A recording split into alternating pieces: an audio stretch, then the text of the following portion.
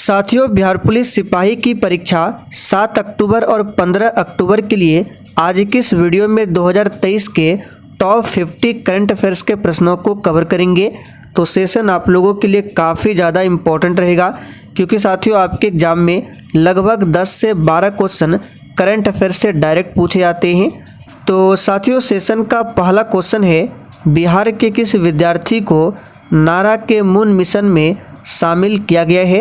Very important प्रश्न है, बिल्कुल सोच समझकर आंसर करना है। तो साथियों यहाँ पर पहले प्रश्न का सही जवाब है सी ऑप्शन, दिव्य प्रकाश। बिहार के दिव्य प्रकाश को नारा के मून मिशन में शामिल किया गया है।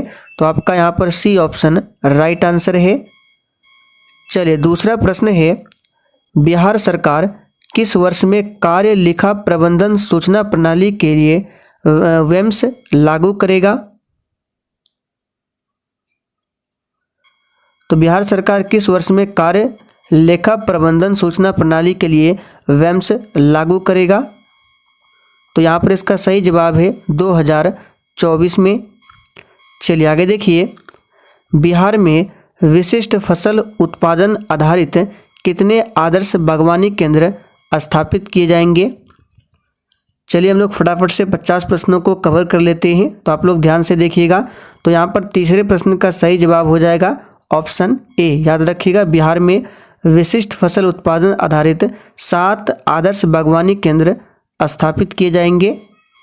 चलिए चौथा क्वेश्चन है, बिहार की नदियों में जलीय जीवों की नगण्य होती संख्या को सुधारने के लिए राज्य सरकार द्वारा कौन सी योजना शुरू की गई है। ये प्रश्न आपके एग्जाम के लिए इम्पोर्टेंट बन सकता है, इसे याद रखिएगा। ये योजना है रिवर हैचिंग योजना। तो यहाँ पर बी ऑप्शन आपका सही जवाब है, रिवर हैचिंग योजना। चलिए आगे देखिए, विंबलडन 2023 के पुरुष एकल का खिताब किसने जीता है। तो प्यारे साथियों यहाँ पर पांचवें प्रश्न का आंसर क्या हो जाएगा। विंबलडन 2023 के पुरुष एकल का जो खिताब जीता है कार्लोस अल्कराज ने जीता है। और कार्लोस अल्कराज की बात करें तो ये स्पेन के खिलाड़ी है कार्लोस अल्कराज, जिन्होंने विंबलडन 2023 के पुरुष एकल का खिताब जीता है। चलिए आगे देखिए, रिश्वत विरोधी प्रबंधन प्रणाली सर्टिफिकेट प्राप्त करने वाला भारत का पहला PSU कौन बना है। तो प्यारे साथियों यहाँ पर छठे प्रश्न का आंसर हो जाएगा ONGC बना है। याद रखिएगा कौन बना है, ONGC। आप लोग कमेंट करके बता दीजिए NTPC का फॉर्मूला क्या है और इसकी स्थापना NTPC का इसका फुल फॉर्म क्या है और इसकी स्थापना कब हुई थी। चलिए आगे देखिए, किस तिथि को इसरो ने भारत का तीसरा मून मिशन चंद्रयान 3 सफलतापूर्वक लॉन्च किया है। तो बहुत ही सिंपल, आप सभी जानते हैं ये कब लॉन्च किया गया था मून मिशन चंद्रयान 3 को। तो इसका सही जवाब है 14 जुलाई 2023 को। चलिए आगे देखिए, किस देश ने अपने सर्वोच्च नागरिक सम्मान Grand Cross of the Legion of Honour से प्रधानमंत्री नरेंद्र मोदी को सम्मानित किया है। तो यहाँ पर आठवें प्रश्न का आंसर क्या हो जाएगा। तो याद रखिएगा फ्रांस। याद रखिएगा फ्रांस देश ने अपने सर्वोच्च नागरिक सम्मान Grand Cross of the Legion of Honour से प्रधानमंत्री नरेंद्र मोदी को सम्मानित किया है। चलिए आगे देखिए, कनाडा ओपन बैडमिंटन 2023 में पुरुष एकल का खिताब किसने जीता। तो यहाँ पर इस प्रश्न का आंसर हो जाएगा, ये जीता है लक्ष्य सेन ने। किसने जीता है, तो लक्ष्य सेन ने, ध्यान रखेंगे। चलिए आगे देखिए, केंद्र सरकार ने हाल ही में अंतर्राष्ट्रीय वित्तीय सेवा केंद्र प्राधिकरण IFSCA का अध्यक्ष किसे नियुक्त किया है। तो साथियों यहाँ पर 10वें प्रश्न का आंसर क्या हो जाएगा, अंतर्राष्ट्रीय वित्तीय सेवा केंद्र प्राधिकरण IFSCA का अध्यक्ष जो है ये बना है कौन। तो याद रखिएगा के राजा रमन। यहाँ पर बी ऑप्शन आपका सही जवाब है, के राजा रमन। चलिए आगे देखिए, हाल ही में किस राज्य के मुख्यमंत्री ने गारंटी बजट पेश किया है। तो साथियों यहाँ पर 11वें प्रश्न का सही जवाब हो जाएगा कर्नाटक राज्य ने हाल ही में गारंटी बजट पेश किया है। तो यहाँ पर डी ऑप्शन सही है। चलिए आगे देखिए, तीसरा विश्व हिंदू सम्मेलन 2023 कहाँ पर आयोजित होगा। तो प्यारे साथियों, तीसरा विश्व हिंदी सम्मेलन, हिंदू यहाँ हिंदी नहीं है, और विश्व हिंदी सम्मेलन हुआ था फिजी में, आपको याद होगा, लेकिन हिंदू सम्मेलन 2023, तो इसका सही जवाब हो जाएगा बैंकॉक में। याद रखिएगा कहाँ पर, बैंकॉक में। ग्लोबल पीस इंडेक्स 2023 के अनुसार दुनिया के सबसे शांतिपूर्ण देश कौन है। तो 13वें प्रश्न का सही जवाब है आइसलैंड। याद रखिएगा कौन है, आइसलैंड है सबसे शांतिपूर्ण देश। चलिए आगे देखिए, भारत ने किस देश को हराकर सैफ फुटबॉल चैंपियनशिप 2023 का खिताब जीता है। तो किस देश को हराकर, तो याद रखिएगा बांग्लादेश को हराकर। आगे देखिए, बीसीसीआई ने भारतीय पुरुष क्रिकेट टीम के मुख्य चयनकर्ता किसे नियुक्त किया है। तो प्यारे साथियों, यहाँ पर 15वें प्रश्न का आंसर हो जाएगा अजीत आगरकर को। याद रखिएगा किसे, अजीत आगरकर को। चलिए आगे देखिए, हाल ही में संघाई सहयोग संगठन का 9वां पूर्ण सदस्य देश कौन बना है। ये प्रश्न इंपॉर्टेंट बन सकता है। चलिए आंसर कीजिए फटाफट से आप सभी। तो संघाई सहयोग संगठन का 9वां पूर्ण सदस्य देश जो बना है, ये बना है ईरान। पहला ऑप्शन आपका सही जवाब है, ईरान बना है। हाल ही में यूके इंडिया अवार्ड्स में किस ग्लोबल इंडियन आइकॉन नामित किया गया है। तो यूके इंडिया अवार्ड में किसे ग्लोबल इंडियन आइकॉन नामित किया गया है। तो याद रखिएगा मैरी कॉम को। यहाँ पर सी ऑप्शन आपका सही जवाब है, मैरी कॉम को। चलिए आगे देखिए, हाल ही में भारत की G20 अध्यक्षता के तहत स्टार्टअप 20 शिखर समिट का आयोजन कहाँ पर किया गया है। तो देखिए साथियों, यहाँ पर 18वें प्रश्न का आंसर आपका हो जाएगा कहाँ पर, तो गुरुग्राम में किया गया है। तो बी ऑप्शन याद रखिएगा, गुरुग्राम में। चलिए आगे देखिए, हाल ही में प्रधानमंत्री मोदी को किस देश के सर्वोच्च सम्मान ऑर्डर ऑफ द नाइल से सम्मानित किया गया है। तो साथियों, यहाँ पर 19वें प्रश्न का आंसर क्या हो जाएगा, याद कर लीजिए, मिस्र। याद रखिएगा मिस्र।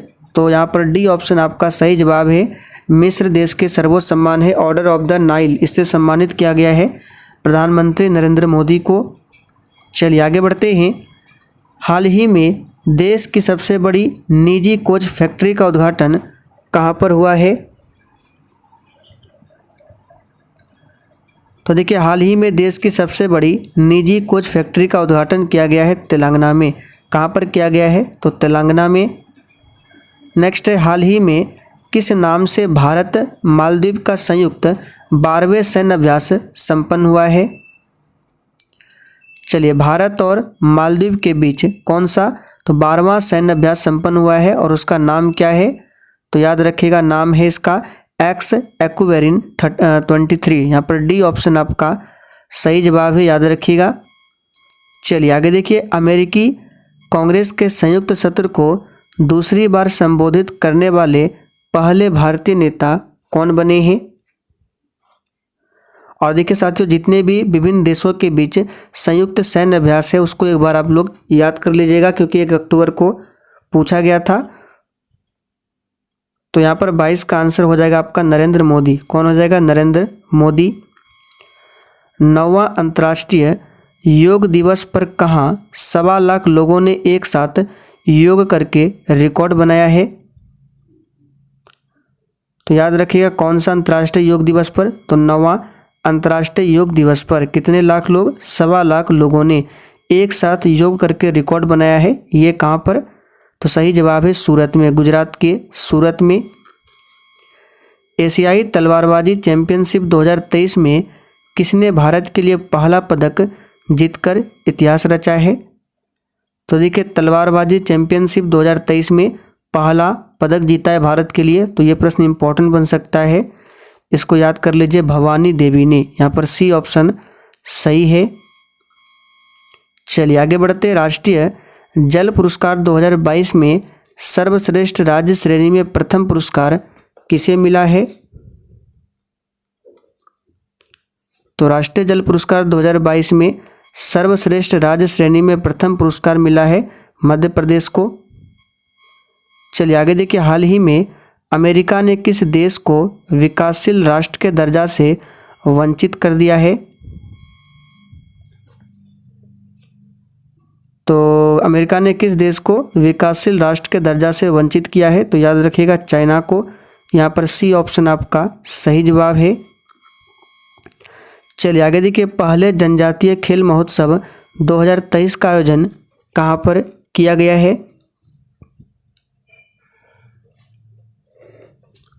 तो साथियों, पहला जनजातीय खेल महोत्सव 2023 का जो आयोजन हुआ है उड़ीसा की राजधानी भुवनेश्वर में। नेक्स्ट, हाल ही में ऑस्ट्रेलिया ने किसे हराकर पहला आईसीसी विश्व टेस्ट चैंपियनशिप 2023 का खिताब जीता है? तो बहुत ही सिंपल है, तो 28 का आंसर हो जाएगा आपका first option Bharat. French open 2023 में पुरुष एकल का खिताब किसने जीता है? तो प्यारे साथियों, यहाँ पर 29 का आंसर क्या हो जाएगा? फ्रेंच ओपन 2023 में जो पुरुष एकल का खिताब जीता है नोवाक जोकोविच ने जीता है। चलिए, IQ एयर 2023 द्वारा जारी आंकड़ों के अनुसार दुनिया का सबसे प्रदूषित शहर कौन सा है? तो यहाँ पर 30 का आंसर हो जाएगा आपका डी ऑप्शन लाहौर। याद रखिएगा कौन सा है? लाहौर है। CSE द्वारा जारी रिपोर्ट के अनुसार पर्यावरण के मामले में कौन सा राज्य शीर्ष पर है? तो CSE द्वारा जारी रिपोर्ट के अनुसार पर्यावरण के मामले में सबसे पहला स्थान किस राज्य का है? तो इसका सही जवाब है तेलंगाना राज्य का। याद रखिएगा तेलंगाना का। भारत ने किसे हराकर हॉकी में पुरुष जूनियर एशिया कप 2023 का खिताब जीता है? तो हॉकी में पुरुष जूनियर एशिया कप 2023 का खिताब जीता है किसे हराकर? तो याद रखिएगा पाकिस्तान को हराकर। यहाँ पर पहला ऑप्शन सही है। चलिए आगे देखिए, अबू धाबी में आयोजित 22वां आईफा अवार्ड्स 2023 में किस फिल्म ने सबसे ज़्यादा अवार्ड्स जीता है? तो 22वां है IIFA। इस अवार्ड्स 2023 में किस फिल्म ने सबसे ज़्यादा अवार्ड जीता है? तो याद रखिएगा द कश्मीर फाइल्स। यहाँ पर पहला ऑप्शन आपका सही जवाब है। सॉरी, यहाँ पे इसका आंसर होगा ये गंगूबाई काठियावाड़ी। द कश्मीर फाइल्स नहीं होगा, गंगूबाई काठियावाड़ी। हाल ही में भारत के सर्वोच्च साहित्यिक सम्मान 57वां ज्ञानपीठ पुरस्कार से किसे सम्मानित किया गया है? तो इस प्रश्न को हमने पहले भी आपको बताया था, दामोदर मौजो को। नेक्स्ट देखिए, डेविस मालपास की जगह हाल ही में किसने विश्व बैंक के 14वें अध्यक्ष के रूप में कार्यभार संभाला है? देखिए, विश्व बैंक यानी वर्ल्ड बैंक, इसका हेडक्वार्टर कहाँ पर है? वाशिंगटन में है। और इसके 14वें अध्यक्ष के रूप में कार्यभार संभाला है अजय बंगा ने। क्वाड लीडर्स समिट 2024 की मेजबानी किसे सौंपा गया है?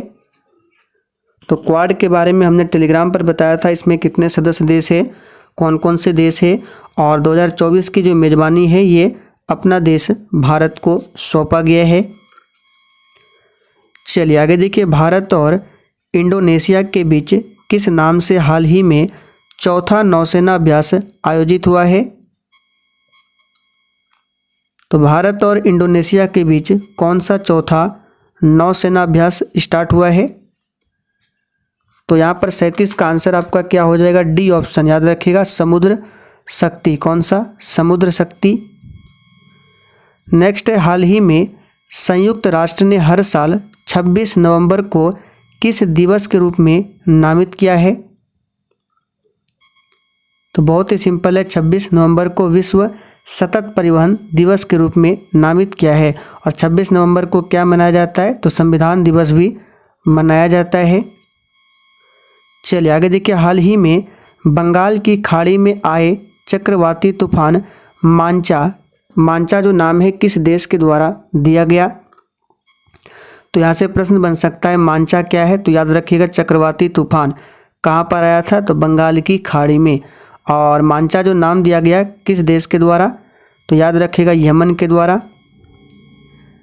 13वीं सब जूनियर महिला राष्ट्रीय हॉकी चैंपियनशिप 2023 का खिताब किसने जीता है? तो ये जीता है हरियाणा ने। यहाँ पर पहला ऑप्शन सही है। परमाणु ऊर्जा आयोग के अध्यक्ष कौन है वर्तमान में?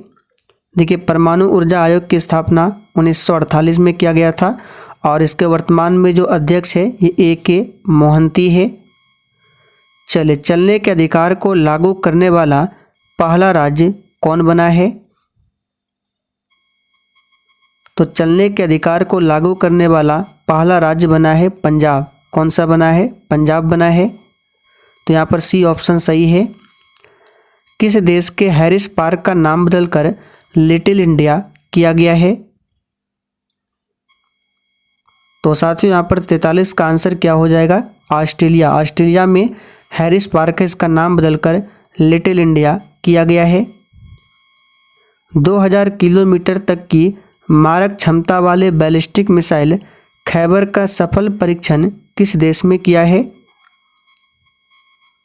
तो इसका सही जवाब याद रखिएगा किस देश में? तो याद रखना ईरान में। नेक्स्ट है, प्रधानमंत्री नरेंद्र मोदी ने नए संसद भवन का उद्घाटन कब किया था? तो इसका सही जवाब है 28 मई 2023 को। और नए संसद भवन के वास्तुकार कौन थे? तो विमल पटेल थे, याद रखिएगा। चंद्रयान 3 का लॉन्चिंग तिथि क्या है? तो बहुत ही सिंपल है, लॉन्चिंग तिथि है 14 जुलाई 2023 और इसे LVM-3 व्हीकल से लॉन्च किया गया था चंद्रयान 3 को। 45वीं यूरोपीय निबंध पुरस्कार से किसे सम्मानित किया गया? तो यहाँ पर याद रखिएगा इसका सही जवाब क्या हो जाएगा? तो अरुंधति राय को। किसे? अरुंधति राय को। पद्म विभूषण 2023 से सम्मानित उस्ताद जाकिर हुसैन का संबंध किस वाद्य यंत्र से है? तो यहाँ पर आंसर क्या हो जाएगा? देखिए, 2023 में टोटल 106 लोगों को पद्म पुरस्कार मिला है, जिसमें 6 को पद्म विभूषण दिया गया है। और उस्ताद जाकिर हुसैन की बात करें तो इसका संबंध तबला से है। बिस्मिल्लाह खां पूछा जाता है, शहनाई वादन है। इंडिया जस्टिस रिपोर्ट 2022 में बड़े राज्यों की श्रेणी में शीर्ष स्थान किसे प्राप्त हुआ है? तो कर्नाटक को प्राप्त हुआ है शीर्ष स्थान। चलिए आगे देखिए, 5 जून 2023 को विश्व पर्यावरण दिवस की 50वीं वर्षगांठ का कार्यक्रम कहाँ आयोजित किया गया है? तो याद रखिएगा कोटे डी आइवर में। और विश्व पर्यावरण दिवस इस बार की थीम क्या थी? तो सॉल्यूशन टू प्लास्टिक पोल्यूशन। तो चलिए साथियों, आज के लिए इतना ही। आप लोग कमेंट करके बताइए इसमें आप लोगों ने कितने प्रश्नों के सही से आंसर किए हैं।